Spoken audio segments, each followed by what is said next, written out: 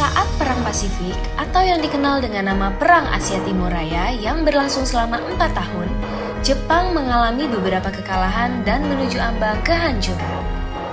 7 September 1944, Jenderal Kuniaki Koiso di hadapan parlemen Jepang berjanji untuk memerdekakan Indonesia bila mencapai kemenangan dalam Perang Pasifik. Tujuannya mendapat bantuan Indonesia dalam perang tersebut.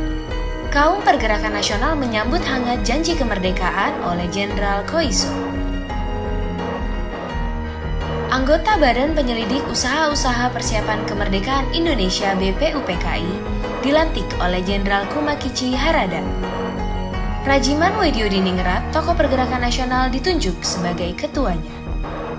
Tapi, tidak semua petinggi militer Jepang sepakat dengan pelantikan BPUPKI. Misalnya Jenderal Izagaki dan Yuichiro Nagano.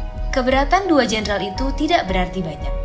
Mayoritas petinggi militer Jepang tetap mendukung BPUPKI. Sidang BPUPKI dari 29 Mei sampai 1 Juni 1945 pun berjalan mulus. Setelah bersidang 2 kali, kerja BPUPKI berakhir dengan baik, sesuai harapan Jenderal Kumakichi Harada. BPUPKI lalu dibubarkan oleh Jenderal Terauchi Hisaichi, diganti jadi Panitia Persiapan Kemerdekaan Indonesia (PPKI) 7 Agustus 1945.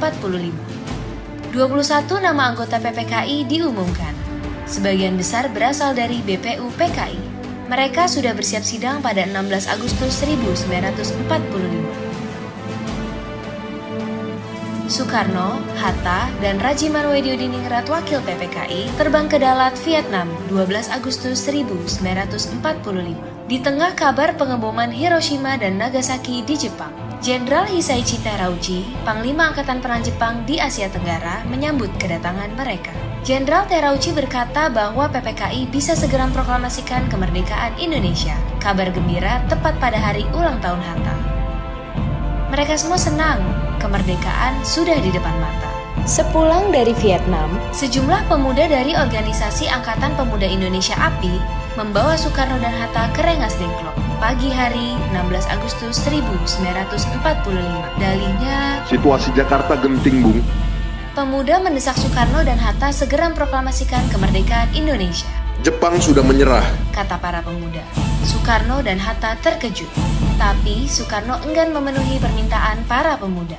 Menurut Soekarno dan Hatta, proklamasi kemerdekaan harus melalui rapat PPKI. Pemuda akhirnya memulangkan mereka ke Jakarta sore harinya.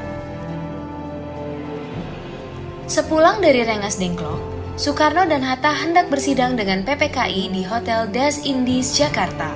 Tapi Jepang melarangnya.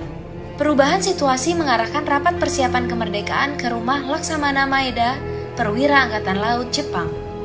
Di tempat inilah dalam sebuah ruangan, Soekarno, Hatta, dan Ahmad Subarjo merumuskan naskah proklamasi kemerdekaan tanpa gangguan dari Jepang. Soekarno lalu membacakannya ke anggota PPKI dan pemuda di serambi rumah. Naskah yang singkat, tapi semua sepakat dengan isinya. Kemerdekaan bukan lagi impian. Hari bersejarah itu tiba. Soekarno membacakan naskah proklamasi kemerdekaan Indonesia ke banyak orang di rumahnya, di Jalan Pegangsaan Timur nomor 56 Jakarta. Tokoh-tokoh Pergerakan Nasional dan rakyat biasa membaur, mendengarkan pembacaan itu dengan heran.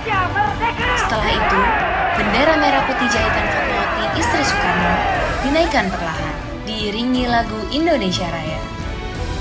Penghormatan pun diberikan. 17 Agustus 1945, Indonesia akhirnya merdeka.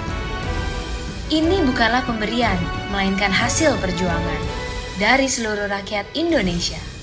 Proklamasi kemerdekaan mengantar bangsa Indonesia bergelut dengan cerita baru. Jepang memang telah terjungkir, tapi pengaruhnya belum berakhir. Ini dialami oleh fotografer Mendur bersaudara dalam merekam dan menyebar proklamasi. Jepang menghancurkan kamera Alex Mendur, sang kakak.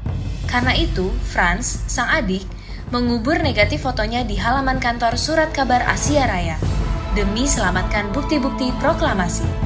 Di tempat lain, pewarta berhasil mengabarkan proklamasi lewat media cetak, juga melalui siaran radio dengan menggunakan beragam bahasa daerah. Di desa-desa, pemuda Republik berperan meneruskan kabar proklamasi.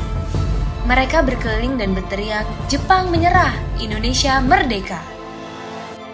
Akhirnya, tiap orang menjadi saksi Indonesia telah merdeka.